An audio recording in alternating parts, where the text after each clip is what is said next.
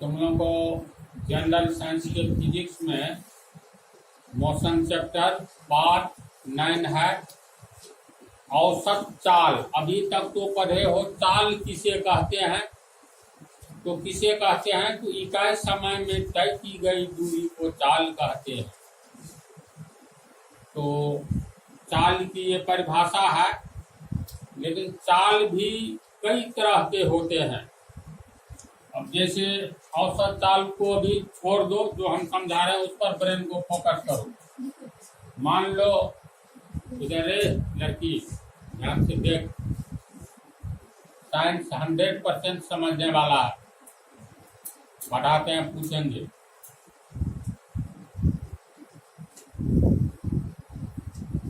ये railway line है, rail की पटरी है।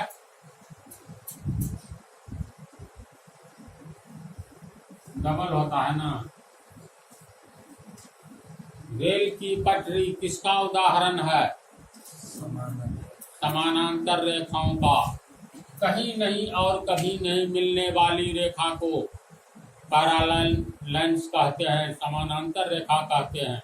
क्या? कहीं नहीं और कभी नहीं मिलने वाली रेखा को समानांतर रेखा कहते हैं। चाहे आगे की ओर बढ़ाई जाए, चाहे पीछे की ओर बढ़ाई जाए। ये सब तो पॉइंट टू सर्किल में हो चुका है। तो औसत चाल को समझना है तो डी से हो गया दरभंगा, एस से हो गया समस्तीपुर, सब टाउन स्टेशन है। बी से बरौनी, पी से पटना। दरभंगा से एक ट्रेन खुलती है तो डी से एस तक मान लो ये दूरी है तुमको 50 किलोमीटर। दरभंगा से समस्तीपुर, समस्तीपुर से बरौनी मान लेते हैं, ये दूरी हो गया यहाँ से यहाँ तक 60 किलोमीटर। फिर बरौनी से पटना हो गया 80 किलोमीटर। प्रैक्टिकल में कितना है पता नहीं, लेकिन मान ले हम लोग। क्या? अब एक ट्रेन दरभंगा से खुलती है जिसको पटना जाना है, तो दरभंगा से पहले समस्तीपुर जाएगी। तो दरभंगा से समस्तीपुर जाने में इसको लगा मान लो 20 मिनट। ठीक है। इसके बाद समस्तीपुर से बरौनी जाने में, क्योंकि देखो यहाँ स्टेशन है तो कुछ न कुछ समय रुकेगी। तो दिन के 10 बजे खुली तो मान लो यहाँ 2 बजे पहुंची। समझा? तो डी से एस तक की दूरी इसको तय करने में 50 किलोमीटर तय करने में मान लो 20 मिनट लग रहा है। फिर स्टेशन समस्तीपुर से बरौनी तक 60 किलोमीटर की दूरी तय करने में मान लेते हैं इसको 30 मिनट लगा। और बरौनी से पटना 80 किलोमीटर की दूरी तय करने में मान लेते हैं 40 मिनट लगा। समझा? अब ऐसा हुआ क्यों? तो ट्रेन की चाल कम और ज्यादा होती रहती है। जब हम ही लोग, मान लो तुम लोग स्टूडेंट हो, एच से होम हुआ और ये एस से स्कूल हुआ। क्या साइकिल से घर से जो निकलते हो स्कूल तक एक ही चाल से चलते हो? सही से बोलो। मान लो 20 किलोमीटर प्रति घंटा की रफ्तार से जा रहे हो, आगे में चौक है, वहाँ भीड़ भाड़ है, वहाँ तुम्हारी थोड़ी पहले ही कुछ चाल कम हो जाएगी। भीड़ को टपने के बाद फिर मान लो भीड़ भाड़ है रोड पर, जहाँ नहीं भीड़ है वहाँ तुम्हारी चाल सबसे अधिक। जब ये थोड़ी भीड़ भाड़ है तो कम हो जाता है। इसका अर्थ ये हुआ घर से स्कूल तक ही जाने में एक तरह की चाल से नहीं कोई भी विद्यार्थी जा पाता है। अब भले ही रात के 11 बजे से रोड पर सन्नाटा है, यहाँ तो 20 किलोमीटर प्रति घंटा की रफ्तार से जाओगे, रास्ते में कोई बाधा नहीं है, सीधे स्कूल तक चला गया। लेकिन डे आवर में, दिन के समय में चौक चौराहा ये खुला रहता है, अनेक तरह की सवारियां जाती है, तो अपनी चाल को जहाँ पर खाली मिला अधिक कर देना पड़ता है, जहाँ पर कम मिला वहां पर स्लो कर देते हैं ना। तो इसका मतलब घर से कहीं भी निकलोगे तो तुम्हारे द्वारा तय की गई दूरी इकाई समय में यानी 1 घंटा में मान लो 30 किलोमीटर होता है, तो क्या 30 किलोमीटर प्रति घंटे की रफ्तार से तुमने वास्तव में साइकिल चलाया? आंसर है नहीं, है ना? नहीं बात समझ रहा? जी समझ रहा है? तो मान करके चलो न, ये 4 ठो जगह है, स्टेशन को भी गोली मारो। बी से एस तक 50 किलोमीटर की दूरी जाने में 20 मिनट लगता है किसी को, मोटरसाइकिल सवार को। भीड़ भाड़ है, फिर अचानक रोड खाली भी है। फिर एस से बी तक मान लेते हैं 60 किलोमीटर की दूरी तय करने में 30 मिनट लगता है। तो बी से पी तक 80 किलोमीटर की दूरी तय करने में 40 मिनट लगता है। तो डी से लेकर के पी तक कुल दूरी कितना हो गया? 50 किलोमीटर और 60 110, यानी 50 किलोमीटर जोड़ 60 किलोमीटर जोड़ 80 किलोमीटर, कुल तय की गई दूरी यह है। जैसे चाल बराबर दूरी बटा समय होता है जी, हाँ फार्मूला। अब कैसे होता है इससे पहले वाला पार्ट में बतला दिए हैं। तो दूरी देखो 50 60 80 इतना किलोमीटर तय किया, लेकिन बी से एस तक जाने में कितना समय लगा? 20 मिनट। तो दूरी बटा समय यहाँ किलोमीटर में ले रहे हैं, तो इसको घंटा में लेना होगा। 20 मिनट 1/3 घंटा हुआ, बोलो होगा ना? 60 मिनट 1 घंटा, इसलिए 1 मिनट, इसलिए 20 मिनट। 30 मिनट 1/2 घंटा, आधा घंटा हुआ। फिर 40 मिनट 40/60 2/3 2/3 हुआ ना, कट करके 20 दूरी 40 2/3 घंटे। तो 50 किलोमीटर की दूरी तय करने में डी से एस तक लगा समय 1/3 घंटा। जोड़ फिर एस से बी तक कितना? आधा घंटा, यानी 1/2 घंटा। किलोमीटर है इसलिए हम लोग इधर घंटा में लेंगे। इसे बतला दिए है ना। जब ये किलोमीटर की चर्चा होगी तो चाल सीधे आ जाएगा प्रति घंटा। मीटर में लेंगे तो ऐसा पद्धति है, सेकंड मीटर प्रति सेकंड, ये तो अपने से निकाल लोगे। तो फिर देखो ये 80 किलोमीटर की दूरी तय करने में 2/3 घंटा। तो कुल तय की गई दूरी कितना हो गया? तो जोड़ोगे 50 और 60 110, 190 हुआ। 190 किलोमीटर इधर हो गया। यह है तुमको घंटा, है ना? 1/3 घंटा में ये दूरी तय की, 1/2 घंटा में ये, 2/3 घंटा में ये। इसको जोड़ेंगे तो कितना हो जाएगा? लघुत्तम 6 हो गया और 2 9/3 9/6 होगा। 4 9/6 हो गया घंटा बराबर 190 किलोमीटर बटा 2 3 5 4 9 9/6 में 3 से काट दो, 3/2 हुआ।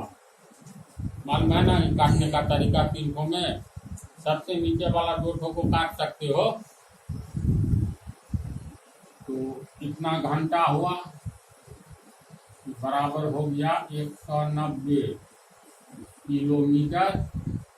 3 रह गया यहाँ, अब बटा 2 पर चला जाएगा।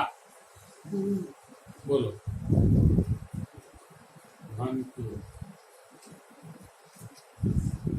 काटोगे तो कटेगा? नहीं कटेगा। 190 दूनी 380 बटा 3 किलोमीटर प्रति घंटा। इसको फिर तोड़ लो। ये हो गया औसत चाल। समझा।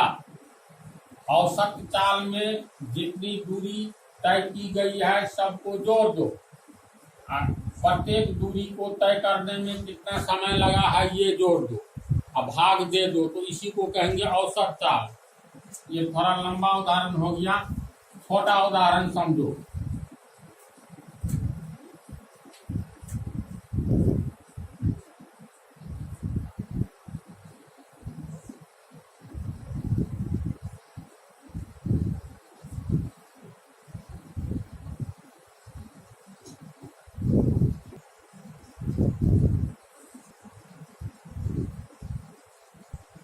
ए से बी तक की दूरी है 10 मीटर, समझा। बी से सी तक की दूरी 10 मीटर और ये दूरी भी 10 मीटर ही है। मान लो तुम्हारा यहाँ पर ये सड़क है और सड़क पर कोई लड़का साइकिल लेकर के जा रहा है, तो ए से बी तक की दूरी तय करने में इसको मान लो 10 मीटर तय करने में मान लेते हैं 5 सेकंड लगा, ऐसे सेकंड। इसके बाद आगे में थोड़ी भीड़ भाड़ है, अधिक समय लग गया दूसरा 10 मीटर की दूरी तय करने में, तो मान लेते हैं ये 60 सेकंड लग गया, ठीक है। अब फिर ये जो है सी से बी तक बिल्कुल खाली है, तो बहुत तेज गति में गया और ये 3 सेकंड ही इसमें समय लगा सी से बी तक की दूरी तय करने में, बी से सी तक 60 सेकंड लगा। तो इस लड़के के द्वारा देखो अलग अलग समय अंतराल में एक ही प्रकार की दूरी तय की जा रही है। पहला 10 मीटर 5 सेकंड में चला गया, दूसरा 10 मीटर भीड़ भाड़ थी तो इसीलिए थोड़ा अधिक लग गया 7 सेकंड। सी से लेकर डी तक बिल्कुल खाली रोड था, 3 सेकंड में ही 10 मीटर चला गया। तो कहेगा इसका औसत चाल, इसकी चाल क्या है। तो चूंकि 3 टुकड़ा हो गया, समय का 3 टुकड़ा हुआ ना अलग अलग समय में, ये जरूरी नहीं है 10 मीटर है तो ये 7 मीटर भी हो सकता है। तो इसका चाल ए से बी तक क्या लिखाएगा, ए से बी तक 10 तय की गई दूरी, ए से बी तक तय की गई दूरी बराबर 10 मीटर है ना। ये 10 मीटर दूरी तय किया, समय कितना लगा 5 सेकंड, समझा। तो ए से बी तक 5 सेकंड तक ये दूरी तय किया, तो ए से बी तक उसका चाल क्या हो गया, इसीलिए इकाई समय में तय की गई दूरी को चाल कहते हैं। 5 सेकंड में 10 मीटर तय किया, एक एक नियम से निकालोगे तो इकाई समय में तय की गई दूरी को चाल कहते हैं। तो 5 सेकंड में 10 मीटर की दूरी तय किया, क्या ना 10 मीटर की दूरी तय किया, इसीलिए 1 सेकंड में जब ये 1 सेकंड निकाले तो इकाई समय निकल गया, इसीलिए 1 सेकंड में एक एक नियम से 10 मीटर बटा 5 सेकंड, 5 दूनी 10, 2 मीटर बटा के लिए प्रति, सेकंड बच गया नीचे में कुछ नहीं बता, तो 1 बटा ना 5 सेकंड 5, 5 दूनी 10, 1 सेकंड, 1 के लिए प्रति ये सेकंड, 2 मीटर प्रति सेकंड इसका चाल रहा। तो ए से बी तक लड़के की चाल कितना हो गया 2 मीटर प्रति सेकंड। समझते जो बात को, औसत चाल एवरेज स्पीड क्या है। इसके बाद इसको तू ये चाल को स्पीड, तो यहाँ सेकंड है तो चलो इसको रहने दो, इसको हम लोग V1 मान ले। V1 का मतलब पहली 10 मीटर की दूरी तय करने में उसका चाल कितना था, तो चाल को मान लिए V1, समझ गया। फिर B से C तक जाने में इसको कितना समय लगा 7 सेकंड लगा है, तो B से C तक उसकी चाल क्या होगी, B से C तक चाल, तक की चाल, तो चाल बराबर एकिक नियम से निकालोगे तो पर भी फार्मूला के रूप में आता है दूरी बटा समय, आता है ना। तो दूरी बटा समय,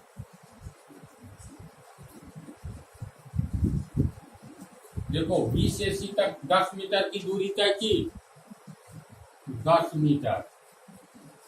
समय कितना लगा बी से सी तक जाने में? 60 सेकेंड, 7 सेकेंड। तो बराबर इसको क्या लिखेंगे? 10 बटा 60 लिखेंगे, गुने m बटा s लिख सकते हैं। इसी को लिखोगे तो ये 10 बटा 60 मीटर प्रति सेकेंड होगा, 10 बटा 60 मीटर प्रति सेकेंड। तो ए से बी तक की चाल को हम लोग v1 माने, समझा। v1 का मान हो गया कितना? 2 मीटर प्रति सेकेंड। और बी से सी तक 10 मीटर की दूरी तय करने में 7 सेकंड लगा, तो चाल 10 बटा 7 मीटर प्रति सेकंड। इसको तो v2 मान लो, यहाँ से यहाँ तक के वेग को, अभी चाल को। ये हो गया 10 बटा 7 मीटर प्रति सेकंड। क्योंकि हिसाब आगे में बनाना है, इसलिए प्लीज समझ गए हो। इसके बाद सी से डी तक 10 मीटर की दूरी तय करता है 3 सेकंड में, यहाँ से यहाँ तक। तो सी से डी तक क्या हुआ चाल? तो ये लिखेंगे सी से डी तक साइकिल सवार की चाल, यानी तक की चाल। तो 10 मीटर की दूरी तय करने में 3 सेकंड लगा ना। दूरी बटा समय, तो 10 बटा 3 मीटर प्रति सेकंड ये निकलेगा, समझ गया। तीसरे खंड की दूरी के लिए चाल को मान लो v3। तो v3 का कितना मान हो गया? 10 बटा 3 मीटर प्रति सेकंड। अब देखो तो, यानी चाल अलग अलग चाल हो गया। ए से बी तक गया तो 2 मीटर प्रति सेकंड के रफ्तार से कोई भी साइकिल सवार या मोटरसाइकिल वाला या 4 चक्का वाला बी से सी तक गया तो 10 मीटर की ही दूरी तय किया, लेकिन चाल उस समय 10 बटा 7 मीटर प्रति सेकंड हो गया। तो ये 2 से कम है, यानी चाल घट गई। फिर सी से डी तक गया तो 10 बटा 3 यानी 3 मीटर प्रति सेकंड से आगे जा रहा है ये। तो सर्वाधिक चाल सी से डी तक रहा। तो जब ये साइकिल सवार बिंदु ए से बी सी होते हुए जब डी तक जाएगा तो कहा जाएगा उसकी चाल क्या है, तो नहीं कहा जाएगा। क्यों? क्योंकि अलग अलग दूरी को तय करने में चाल बदलती गई ना, तो कौन सा चाल कहोगे? तो टोटल चाल को जोड़ दो तो 3 ठो चाल हुआ, v1 v2 v3। इसके बाद निकाल लो, 3 से भाग दे दो, एवरेज निकल गया। औसत बतला है ना स्टेट में, याद है ना। 3 तरह की उसकी चाल हुई और तीनों चाल को जोड़ करके 3 से भागा दे देंगे तो औसत चाल निकल गया। अगर 2 ही का निकालना रहता यहाँ तक तो दोनों चाल कर जोड़ करके, क्योंकि चालों की संख्या 2 है, होगा ना सी तक, तो औसत इसका निकाल लेंगे। इसका औसत कैसे निकलेगा? तो कहेंगे एवरेज स्पीड यानी औसत चाल v1 plus v2 plus v3। 3 चाल है तो 3 से भागा दे दो। 4 तरह की चाल आएगी तो 4 से भागा देंगे, यही हो गया औसत चाल। को अब जोड़ लो, ये हो गया। तुम इसको ऐसे हम लोग लिख सकते हैं v1 जोड़ v2 प्लस v3 4 गुने 1/3। याद करो, ट्रिगोनोमेट्री में ये सब बतलाए हैं। कैसे होगा, लिखा जा सकता है, बोलो। 2/3 को अंश को अलग कर लो, गुने अलग किए तो 1 गुना में 1 छिपा है तो 1/3 लिखो। 2 1 2 किनेटन इसी तर्ज पर V1 का मान कितना है 2 मीटर प्रति सेकेंड 2 मीटर प्रति सेकेंड जोड़ V2 का मान 10/60 मीटर प्रति सेकेंड जोड़ V3 10/3 किलोमीटर मीटर प्रति सेकेंड कोस गुने 1/3। अच्छा सर ऐसे भी है कुल दूरी बटा कुल समय। हाँ तो बतलाते हैं इसके बाद फाइनल निष्कर्ष। इसको समझ रहा है ना ये कितना हो गया नीचे में 1 है 7 है 3 है तो इसका मतलब 21 हो गया लघुत्तम 21 दूनी 42 मीटर प्रति सेकेंड। 21 में 7 से भागा देंगे 3 तो 10 किया 30 मीटर प्रति सेकेंड जोड़ 7 होगा ना 70 मीटर प्रति सेकेंड गुने 1/3। समझ आया कैलकुलेशन को। ये हो गया तुमको इसीलिए और साल बराबर 42 30 कितना हुआ 72 हो गया 72 70 142 मीटर सेकंड समान पद हो गया 142 मीटर प्रति सेकंड बटा 21 गुने 1/3 3 से कटेगा नहीं कटेगा ये हो गया 142 को 100 गुना करेंगे 142 21 को 3 से गुना करेंगे 63 मीटर प्रति सेकंड। अब 142 में मान लो भाग देंगे 63 से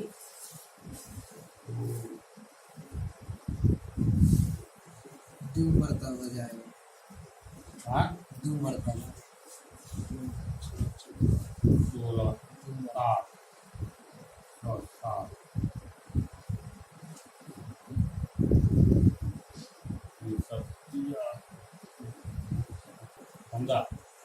22.5 आया 22.5 एक अंक और आएगा तो लगभग मान लो ये 22.5 हुआ 2.25 मीटर प्रति सेकेंड। सर उसमें इसका औसत काल क्या कहा जाएगा 22.5 इसमें सर 2.25 आएगा हाँ? 2.25 आएगा उसमें 2.25 हाँ 2 के बाद पॉइंट होगा अरे इसके बाद पॉइंट आया ना जी इसके 2 के बाद 2.25 होगा ये 2 पॉइंट वहाँ अरे पे छोड़ो मान लो न हटाओ न तक हाँ जो आप इतना मीटर प्रति सेकंड हुआ यानी ए से कोई साइकिल सवार चला तो देखो अलग अलग दूरी अलग अलग समय में अगर तय की जाए तो तमाम दूरी को जोड़ करके तमाम समय से भाग दे दोगे तो प्राप्त रिजल्ट औसत चाल कहलाएगा। इसका अर्थ हुआ पहले औसत चाल की तू लोग परिभाषा लिखो समझ गया ना औसत चाल भागा में तू लोग सही था मिस हो गया था उस समय है ना 2.25 आएगा लिखो तो परिभाषा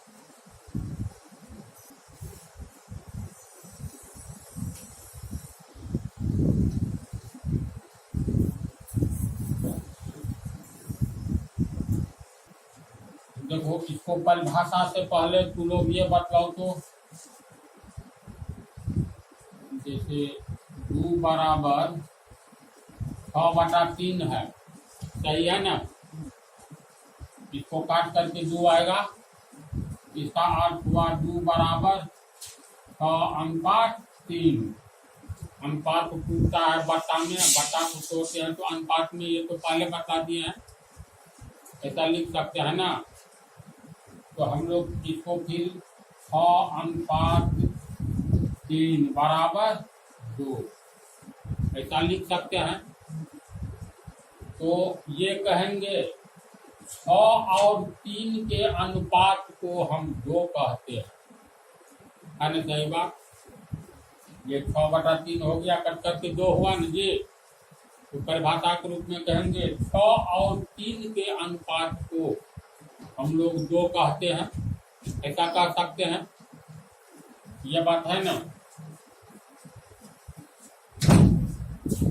तो परिभाषा देखो, किसी पिंड की औसत चाल क्या होती है? तो किसी पिंड की औसत चाल उस पिंड के द्वारा अलग अलग समय में तय की गई दूरियों के योग, जितना दूरी तय किया है अलग अलग समय में, तो अलग अलग समय में तय की गई दूरियों का योग एवं समय खंड के योग के अनुपात को औसत चाल कहते हैं। मिस हो गया था।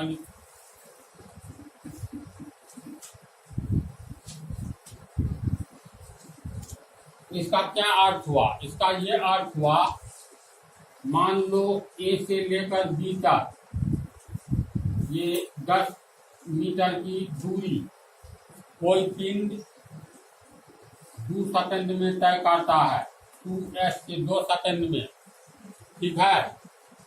फिर वही पिंड बी से लेकर के सी तक ये तुमको 8 मीटर है, ये 4 सेकंड में तय करता है, और एस बी से सी तक। पुनः मान लो ये 12 मीटर है डी तक, सी से डी तक 12 मीटर है, इसको ये 4 सेकंड में तय कर लेता है।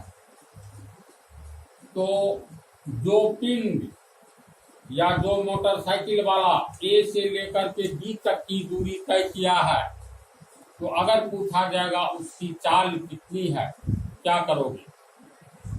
ये तो देखो 2 सेकंड में 10 मीटर गया, ये 10 मीटर जाने में मात्र 2 सेकंड लगा, तो इसका मतलब 1 सेकंड में 5 मीटर गया। यहाँ इसका चाल कितना हो गया? 5 मीटर प्रति सेकंड। फिर बी पर जाकर के उसका चाल बदल गया, क्यों? इसीलिए यहाँ था चाल ए से बी के बीच में चाल कितना हुआ तुमको? 5 मीटर प्रति सेकंड हुआ ना बी तक। बी से सी तक देखो 4 सेकंड में 8 मीटर, तो 1 सेकंड में 8/4 2 मीटर, यानी 2 मीटर प्रति सेकंड हो गया बी से सी तक। ये हो गया 2 मीटर प्रति सेकंड। फिर सी से डी तक 4 सेकंड में गया है 12 मीटर, 1 सेकंड में 12/4 3 मीटर गया, 3 मीटर प्रति सेकंड हो गया, तो 3 मीटर प्रति सेकंड। अब देखो तो ए से बी तक जाने में जो चाल थी 5 मीटर प्रति सेकंड, आगे जाकर के अब 2 मीटर प्रति सेकंड के रफ्तार से चलने लगा। पहले 1 सेकंड में 5 मीटर, अब 1 सेकंड में 2 गया है ना, चाल क्या हुआ? घट गया। फिर आगे देखो सी से डी तक जाने में 3 मीटर प्रति सेकंड हो गया, 2 मीटर प्रति सेकंड से एकाएक 3 मीटर प्रति सेकंड सी से डी तक जाने में, तो 3 जगह 3 तरह का चाल हुआ। समझा बात को? तो किसी पिंड की औसत चाल उस पिंड के द्वारा अलग अलग समय में तय की गई दूरियों के योग, तो अलग अलग समय में कितना दूरी तय किया, इसके अनुसार हो गया औसत चाल बराबर इस दूरी को S1 मान लो, समझ गया? पहला दूरी को S1, यहाँ से यहाँ तक की दूरी को S2 मान लो, और C से D तक की दूरी को S3 मान लो, ठीक है? तो इसको मान लेंगे S1, इस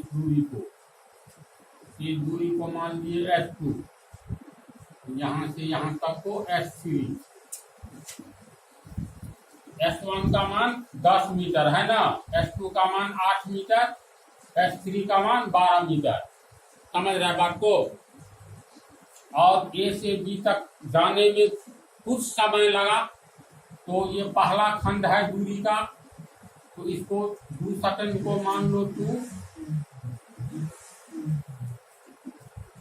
T1 समय ए से बी तक, बी से सी तक जो समय लगा 4 सेकंड, इसको मान लो T2, और ये जो 4 सेकंड सी से बी तक जाने में भी 4 सेकंड ही लगा, लेकिन ये 8 मीटर दूरी थी, या 12 मीटर, तो इस समय को मान लो T3।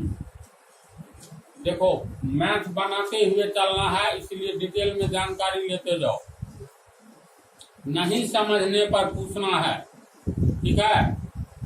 तो औसत चाल, अगर मान लो चौथा दूरी रहता तो S4 लेते, 10 तरह की दूरी रहती तो S10 तक जाते, समझ रहे हो। इसके बाद अलग अलग समय में तय की गई दूरियों के योग, तो ये S1, S2, S3 अलग अलग समय में तय की गई दूरी है, तो अलग अलग समय में तय की गई दूरियों का योग एवं समय खंड के योग, तो पहला समय खंड T1 है ना। टाइम पीरियड ए से बी तक जाने में समय कितना लगा, तो T1 का मान है 2 सेकेंड। बी से सी तक जाने में कितना समय लगा, तो T2 का मान है 4 सेकेंड, समझ रहा है। सी से डी तक जाने में लगा है 4 सेकेंड, इसका ना ये तीसरा समय खंड है, तो T3 इसका भी मान है 4 सेकेंड। तो समय खंड के योग, तो समय खंड का योग ये अनुपात को कहते हैं, तो अनुपात का मतलब ये अनुपात T1 जोड़ T2 जोड़ T3। तो अनुपात को कैसे तोड़ते हैं, अगर A अनुपात B है तो A अनुपात के लिए बटा, ये हो गया B, A बटा B। इसी तरह ये क्या हो गया, ये हो गया S1 जोड़ S2 जोड़ S3 बटा T1 जोड़ T2 जोड़ T3 बराबर, अब सब समान रख दो। 10 मीटर जोड़ 8 मीटर जोड़ 12 मीटर, एक के बाद जोड़ कर लिख दे, सबका वैल्यू रखोगे क्या है ना, तो 10, 8, 18, 12, 30 मीटर। समय हो गया 2 सेकेंड 4, 6 सेकेंड 4, 10 सेकेंड, 10 सेकेंड 10 दिया 30, 10 सेकेंड 10, तो कहने का 8, 3 बटा 1 यानी 3 मीटर बटा सेकेंड, तो मीटर बटा के लिए प्रति, ये सेकेंड यानी 3 मीटर प्रति सेकेंड इसका औसत चाल रहा, समझ गया। परिभाषा लिखने के बाद उदाहरण में लिखना है, तो परिभाषा को लोग लिख लिया, मिटा दे। औसत चाल का अर्थ क्या हो गया, कंसेप्ट ब्रेन में आया, बोलो तो मुनीम समझे। तो ट्रेन में भी निकालना रहेगा हिसाब में, वायुयान में ये सब मैथ आ रहा है, इसमें जो बन पाएंगे। 8 मीटर की जगह 12 मीटर होता है, T2 मान देते हैं। क्या नहीं समझे, ये 4 सेकेंड में 8 मीटर के, 4 सेकेंड में 12 मीटर, 8 मीटर की जगह 12 मीटर इस साइड में। यहाँ अगर 12 मीटर रहता तो 4 सेकेंड में, और ये भी 12 मीटर 4 सेकेंड में, तो बीच में बिंदु देने की आवश्यकता नहीं हुई। इसका मतलब 12 मीटर और 12 मीटर 24 मीटर हो गया, 4, 4, 8 सेकेंड में, ऐसे लिखेंगे। दोनों में कोई न कोई अंतर रहेगा तब न अलग हुआ, समझ है हम बात को। तो इसको तुम लोग उदाहरण के रूप में समझ गया। अब इसको हम ढंग से लिख देते हैं, परिभाषा उतार लिया ना।